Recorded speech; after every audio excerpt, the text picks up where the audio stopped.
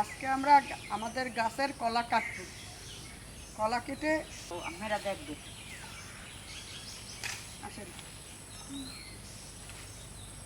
ওই গাছটা এই যে, এই যে এইটা এই এই কলা গাছের কেমন দাগ লাগে জানেন? 10 টাকা কথা খাবো।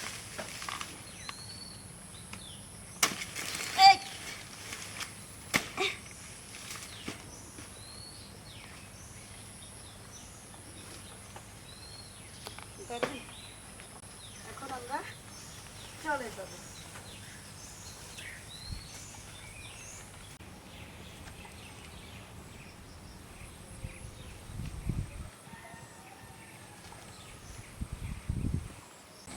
কলা ছাড়া এখন বস্তার মধ্যে ভরে রাখবো পাকার জন্য।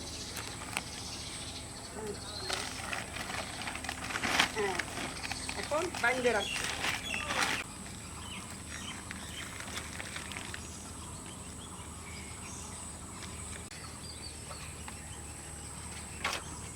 কলা নিয়ে আসছি, কলা কয়দিন হয়েছে বয়স? 3-4 দিন হয়ে গেছে। এখন তাহলে বের করে দেখি আমরা যে কি রকমের পাকছে। আচ্ছা, বাহ এই নিজেদের গাছের কলা। কি এখন আমরা কি করবা? কলার মুড়ি খাবা? কলা দিয়ে মুড়ি খাবো আমরা। ও, কলার মুড়ি দেখে তো আমার আগের দিনের কথা মনে পড়ছে। আগের দিনের মানুষের মনে হয় কলার মুড়ি খাইতে ক্ষুধা লাগলে। হ্যাঁ যাও, তোমরা ওইটা পালন করতে আছে। আবার পালন করতে আসো। আচ্ছা, যাও দাও, কলা খাও। কেমন হুম কেমন খাইয়ে দাও, মিষ্টি লাগে কিনা?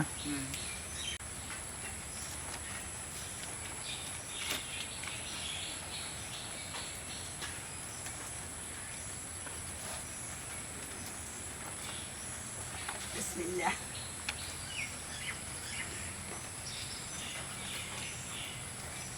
বিসি কলা, হুম মিষ্টি দেখো না।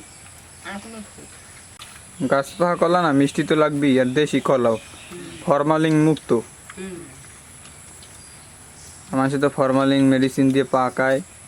আমার তো বস্তার মধ্যে থুইছি, 3-4 দিনের মধ্যে পাকছে, কি সুন্দর।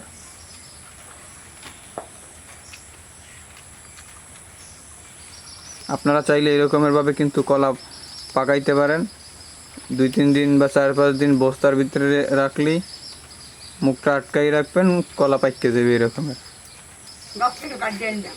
গাছ থেকে কেটে এনে আপনারা এরকমের ভাবে পাকাইতে পারেন। আর ভিডিওটি ভালো লাগলে অবশ্যই লাইক কমেন্ট করে দিবেন। আজকে এ পর্যন্ত, আল্লাহ হাফেজ।